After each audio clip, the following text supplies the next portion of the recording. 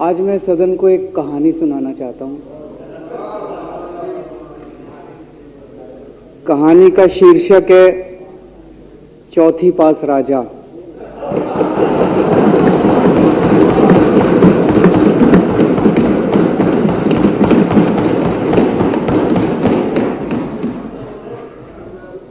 आपने बचपन में राजा रानी की बहुत कहानियां सुनी होंगी। मेरी कहानी में रानी नहीं है,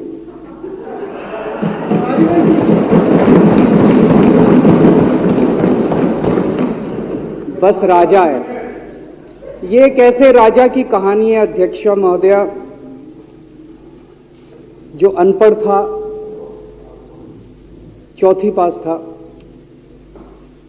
बेहद अहंकारी था, बहुत अहंकार था, बहुत ज्यादा, और पैसे की इतनी हवस थी, इतना भ्रष्टाचारी था, इतना भ्रष्टाचारी राजा था। ये एक महान देश की कहानी है। एक बहुत महान देश था, कई हजार साल पुराना देश।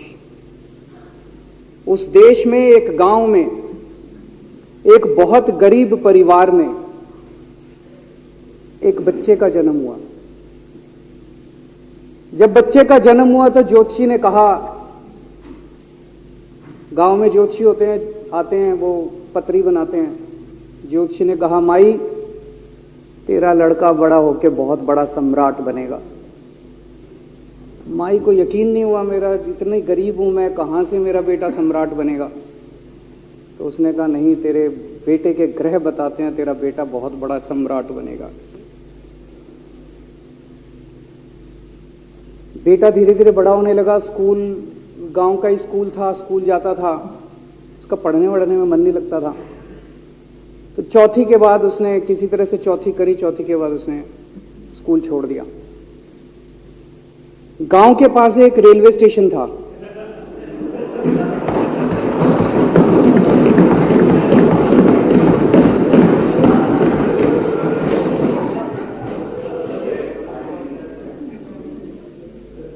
तो घर का खर्चा चलाने के लिए वो लड़का वहां स्टेशन पे चाय बेचता था। लड़के को भाषण देने का बड़ा शौक था। सारे गांव के लड़कों को इकट्ठा कर लेता, आसपास के गांव के भी इकट्ठा कर लेता, सामने वो खाट डाल लेता, उस पर चढ़ जाता और भाषण देता।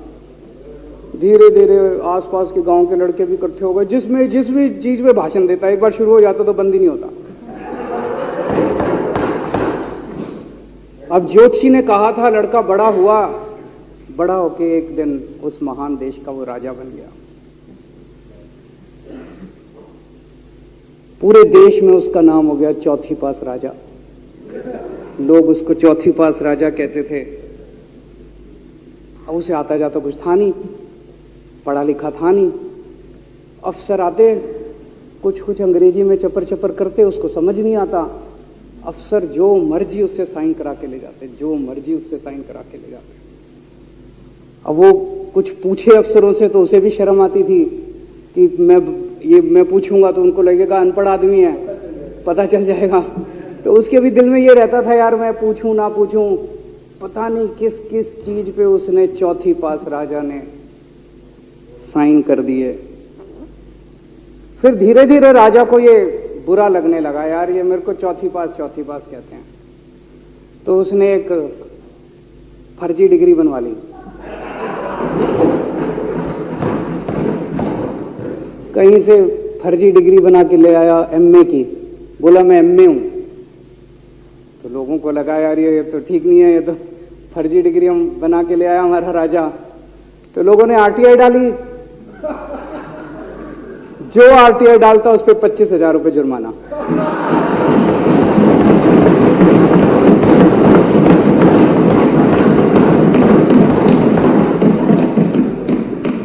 आपके नेता की बात नहीं कर रहा। आप लोग भी हंस सकते हो।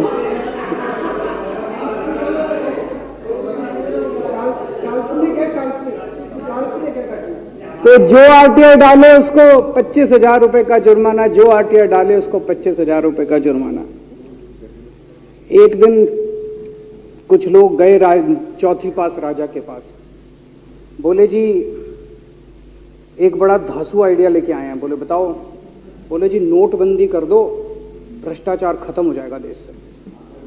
तो उसने कुछ पूछा, उसे कुछ समझ नहीं आया राजा को क्या कह रहे हैं क्या नहीं, पर उसे लगा यार कुछ धांसू आइडिया होगा। उसने एक दिन रात को 8 बजे टीवी चैनलों पे जाके नोटबंदी कर दी। बोला सारे नोट बंद। पूरे देश में हाहाकार मच गया, तड़प गए लोग, धंधे बंद हो गए, दुकानें बंद हो गई, लोग बेरोजगार हो गए, बुरा हाल हो गया पूरे देश। लंबी लंबी लाइनें लग गई पूरे देश के अंदर। लोगों ने जाके उसको कहा जी नोटबंदी कर दो, आतंकवाद खत्म हो जाएगा। ना आतंकवाद खत्म हुआ, ना भ्रष्टाचार खत्म हुआ, देश बर्बाद हो गया। वो महान देश जिसका वो राजा बना था, वो देश 10 साल 15 साल 20 साल पीछे चला गया उस नोटबंदी से, उस चौथी पास राजा की वजह से। एक दिन कुछ लोग गए उस राजा के पास, बोले जी खेती खूब बड़ी हो जाएगी, ये किसानों के कानून पास कर दो। अब उसको कुछ अकल नहीं थी राजा को, अनपढ़ राजा था। उसने साइन कर दिए, 3 काले कानून पास हो गए किसानों के। पूरे देश के किसान सड़कों पे, जगह जगह मोर्चे, 750 किसानों की मौत हो गई 1 साल के अंदर। अंत में राजा को वो कानून वापस लेने पड़े। धीरे धीरे देश की समस्याएं बढ़ती गई, क्योंकि राजा ऐरे गहरे। इससे पहले एक और राजा आया था, मोहम्मद बिन तुगलक, वो भी ऐसे ही करता था। कभी उसने देश की राजधानी बदल दी, कभी बोला मैं चमड़े के सिक्के बनाऊंगा। उसी तरह से ये था अनपढ़ राजा, कुछ भी कर देता था। अब राजा को एक दिन लगा यार मैं तो राजा बन गया, पता नहीं कितने दिन रहूंगा। तो उसकी गरीबी में जो जीवन उसने जिया था, उसे लगा यार पैसे तो कमाने चाहिए। पैसे कैसे कमाऊं? पैसे कमाऊंगा तो जनता में छवि खराब होगी। तो उसने अपने एक दोस्त को बुलाया और उस दोस्त को बोला कि ऐसा करते हैं कि मैं तो राजा हूं, सारे सरकारी ठेके तेरे को दिलाऊंगा, सारी कंपनियां तेरे को दिलाऊंगा, सरकारी पैसा तेरे को दिलाऊंगा, नाम तेरा पैसा मेरा। तेरे को पूरे उस पे 10% कमीशन तेरे को मिलेगा, सारा पैसा मेरा। दोस्त मान गया। दोस्त को क्या था, फ्री में पैसा मिल रहा था, दोस्त मान गया। उसके बाद दोनों ने मिलके जो देश को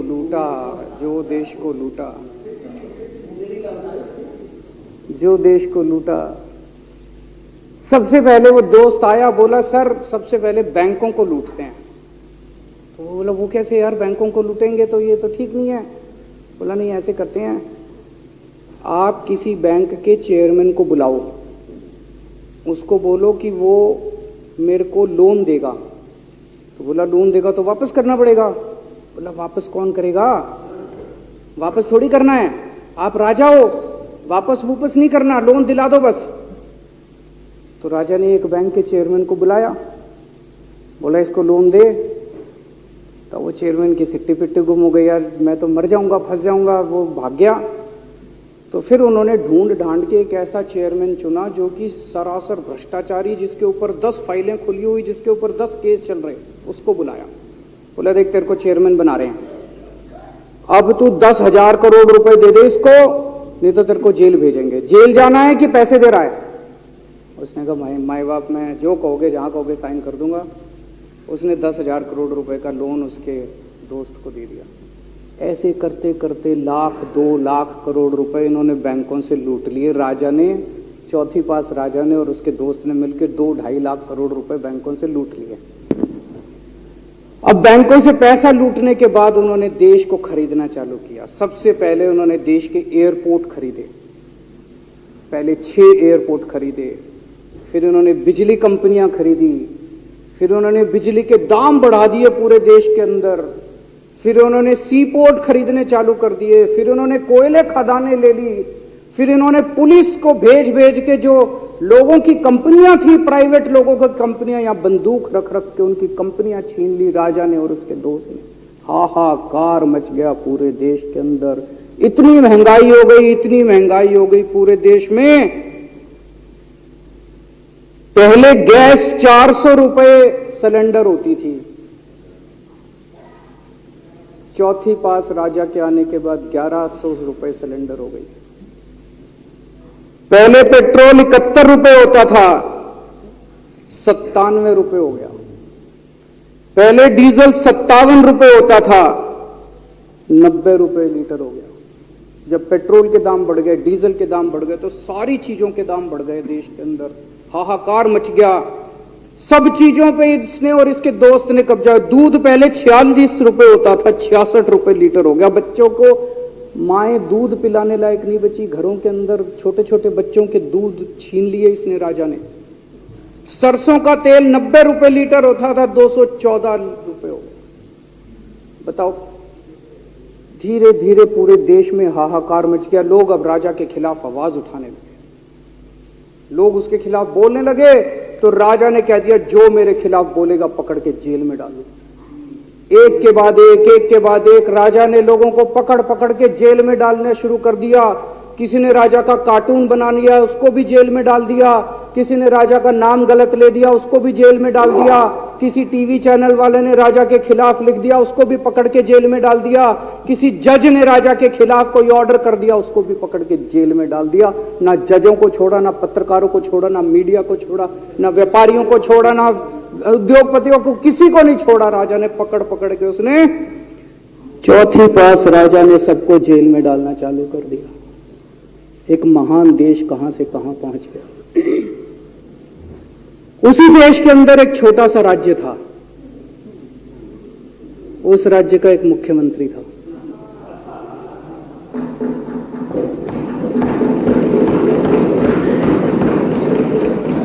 उनके चेहरे पे भी स्माइल आ गई, उनके चेहरे पे भी उम्मीद की किरण छा गई। वो मुख्यमंत्री अपने लोगों का खूब ख्याल रखता था। वो मुख्यमंत्री कट्टर ईमानदार था। वो मुख्यमंत्री कट्टर देशभक्त था। वो मुख्यमंत्री पढ़ा लिखा था।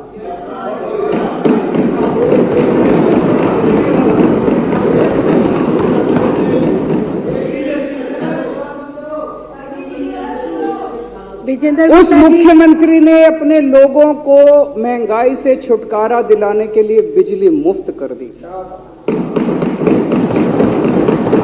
भाई साहब, उसके बाद तो चौथी पास राजा पागल हो गया। उसने बुला के जो हड़काया उस मुख्यमंत्री को कि तेरी हिम्मत कैसे हुई। उसे लगा राजा ने तो सारी बिजली कंपनियों पे कब्जा कर रखा था। उसे लगा अगर ये बिजली मुफ्त करने लग गया तो बाकी देश में तो मेरा बेड़ा गर्क, मेरी बिजली कंपनियां लुट जाएंगी, ऐसे कैसे चलेगा। उसने उसको कहा, खबरदार, तूने बिजली मुफ्त के। मुख्यमंत्री नहीं माना। धीरे धीरे उस मुख्यमंत्री ने अपने गरीबों के स्कूल ठीक करने चालू कर दिए। तो राजा ने उसको बुला के और हड़काया। राजा बोला, ये क्या कर रहा है तू, स्कूलों के में बच्चों को पढ़ाता है, तू स्कूल खोल रहा है, ये बंद कर, ये सब, ये नहीं चलेगा इस देश का।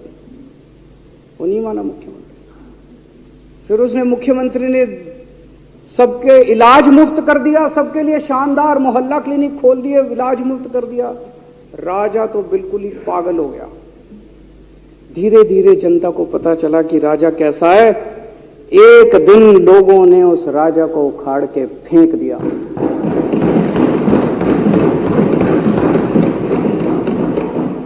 और लोगों ने एक किसी ईमानदार और देशभक्त आदमी को वहां बिठा दिया और उनकी सरकार आ गई। और उसके बाद देश से महंगाई खत्म हुई और देश रात दूनी चौगुनी तरक्की करने लगा। तो जैसे हम बचपन में सुना करते थे, moral of the story, Hindi में क्या कहते, मॉरल ऑफ द स्टोरी का मतलब भाई इस कहानी में क्या प्रेरणा मिलती है। इस कहानी से, इस कहानी से यह प्रेरणा मिलती है कि अगर आपके देश में महंगाई है, आपके देश में समस्याएं हैं, आपके देश में सब कुछ गड़बड़ चल रहा है, तो सबसे पहले जांच परख के देखो आपका राजा अनपढ़ तो नहीं है। अगर आपके देश में सब गड़बड़ चल रहा है, बेरोजगारी है, बहुत सारी समस्याएं हैं, जरा देखो राजा, आपके राजा को कोई दोस्त तो नहीं है। अगर है तो सबसे पहले अपने राजा को उखाड़ के फेंको, नहीं तो आपकी समस्याओं का कोई समाधान नहीं होगा। आपकी समस्याओं का कोई समाधान नहीं होगा। वो पढ़ा करते थे, अंधेर नगरी चौपट राजा, सवा शेर बाजी सवा शेर खाजा। बहुत बहुत शुक्रिया।